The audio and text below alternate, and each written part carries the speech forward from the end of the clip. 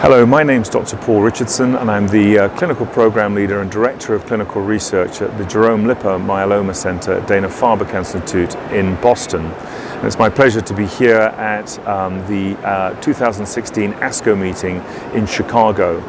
We've had some really very interesting data presented at the meeting around myeloma therapeutics, and I think there are a number of important things to share. Most interestingly, we had a presentation from the European Myeloma Network on their randomized trial looking at early versus late transplant with the use of VMP after CyBorD induction, then 1 or 2 transplants, and then lenalidomide maintenance until progression versus a control group in which they just received VMP after CyBorD and kept stem cell transplant in reserve. Interestingly and not unexpectedly, the data showed that there was a progression-free survival benefit to early transplant versus keeping it in reserve, but no overall survival difference was apparent. We didn't have much data on the lenalidomide maintenance yet, but I think that's a clear strength of the study, where maintenance is continued until progression. What was important to note, though, was that the toxicities were very much as one might expect, more myelosuppression for the transplant arm. There was more neuropathy encountered for the control arm, recognizing that those patients received VMP treatment as opposed to transplant, and that again was not unexpected. Fortunately, there were no differences seen in terms of secondary leukemia rates between the two arms, but it's important to also recognize that in both arms there was the use of melphalan, so that perhaps is a mitigating factor in that regard. What was particularly striking to me was the high qualities of response in both arms of the study, but at the same time the impressive PFS benefit was noted. Having said that, as I said before, no survival benefit is apparent yet to early transplant. So I think the question from the EMN study will remain open in terms of what that may portend. In terms of other aspects of the presentation yesterday afternoon, one of the most compelling was that of Dr. Phil McCarthy around the role of lenalidomide maintenance. And what Phil presented really beautifully was the clear evidence from a large meta-analysis focusing on 3 very big trials of survival benefit for lenalidomide maintenance post-transplant. And what was particularly striking was that the median survival gain was almost 2.5 years in favor of lenalidomide maintenance compared to control. So I think lenalidomide becomes a standard approach in terms of maintenance based upon the quality and strength of this data. I think in the context of transplant, a very nice review by Dr. Bill Benzinger really pointed out that obviously the PFS benefit is real in the trials that have been done so far. Whilst some of the European studies have suggested a survival benefit, it's very important to note that those using what we would consider novel combination treatment as we would practice in the United States do not show a survival benefit at this time. And very, very importantly, the European study didn't either. So I think that the question remains wide open about exactly where does transplant belong. Can it reasonably be kept in reserve? Perhaps in US practice it can. Can it be used early in the majority of cases? I guess we don't yet know that, although the progression-free survival benefit seen is compelling. So in aggregate, I think the current trials that are ongoing in the US are going to be very important in understanding this question better. I think also in that same context, emerging surrogates for outcomes such as MRD and quality of response clearly will help guide us. So I think patients ultimately will retain the ability to have choices, which I think is key. And as I've said before in this question, I think it is also clear that one size does not necessarily fit all, and that we have the option of transplantation in our younger patients, an important one for sure. But should it be used in everyone? I think that question remains quite open at this time, and we need more mature follow-up and greater amounts of information from the various trials that are currently being done to best answer that question. So again, at the session, there was also some outstanding work presented on the evolving space in smoldering myeloma, about the definition of smoldering disease and further understanding risk. There was a very nice presentation by the Mayo Group, which helped us understand whether or not we could use simple bedside tests, or clinic-side tests, I should say, of hemoglobin and M protein measurement to understand who may be evolving and who may not. And that was, I think, particularly interesting.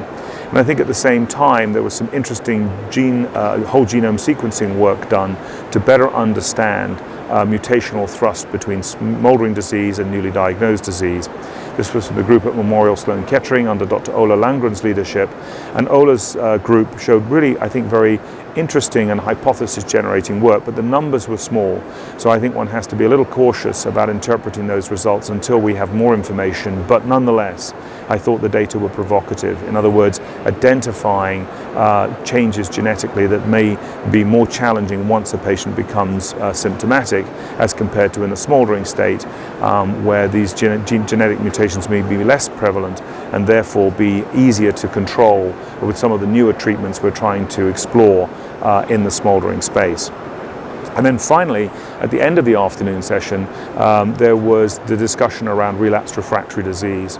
And what I found particularly exciting was some very nice work looking at the isatuximab antibody, which is the CD38 targeting antibody from Sanofi, which was showing really quite interesting results in terms of tolerability and efficacy. There was also very nice data presented on the combination of carfilzomib and pomalidomide as a very effective salvage strategy. And I found this really quite relevant to the transplant discussion, because what's very clear is that we now have excellent salvage strategies for relapsed refractory disease with response rates that can be remarkable. For example, with carfilzomib and pomalidomide, Dr. Jakubowiak reported response rates of over 80%, which is quite remarkable in the relapsed refractory setting.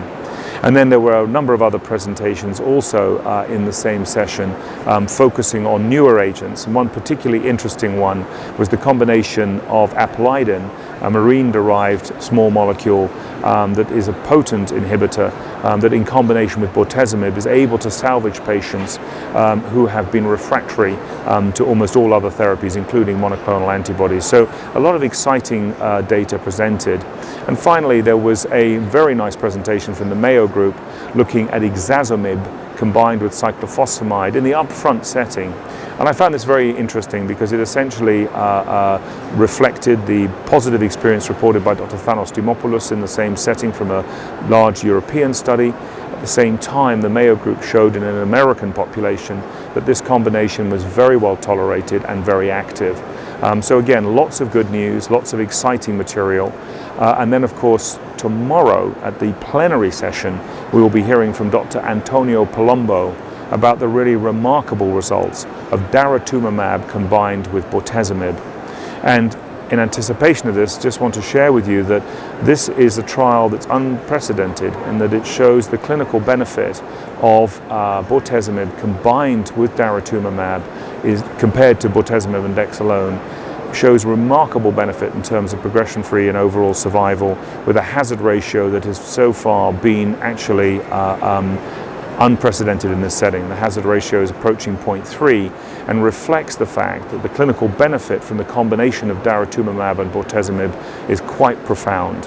Now, this exceeds our expectations for a number of reasons, not least of which because we expected really that daratumumab would be best partnered with immunomodulatory treatment, and that's clearly true.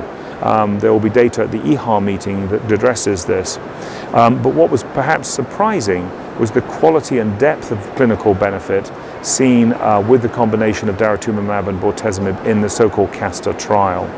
And I think that bodes very well for the future, because what it implies is that our ability to combine monoclonal antibodies with both proteasome inhibitors and immunomodulatory drugs is going to translate into additional benefit for our patients.